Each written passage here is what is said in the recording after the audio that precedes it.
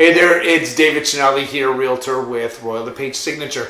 Today's home tip for this Tuesday is to prevent any pests, including insects, rodents, etc., from being unwelcome guests in your home. So there are a number of things now which contribute to insects and pests getting into your home. Well, in the summertime, it gets really hot outside, so these pests are looking for cooler places to call home. So you don't want to have your home as their home. So here's what you need to do. You want to do a walk through the exterior of your home.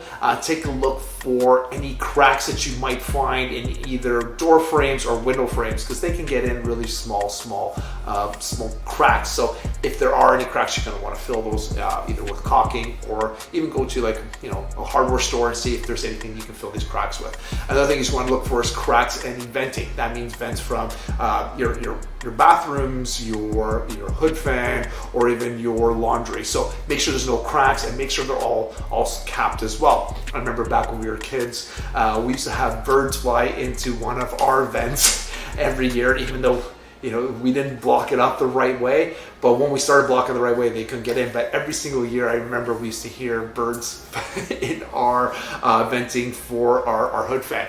Another thing you want to do is you want to check all of your screens. Again, you don't want to see any tears or screens. Again, there's kits to which you can help prevent that. And the last thing is you want to walk around your foundation, and again, make sure there's no cracks.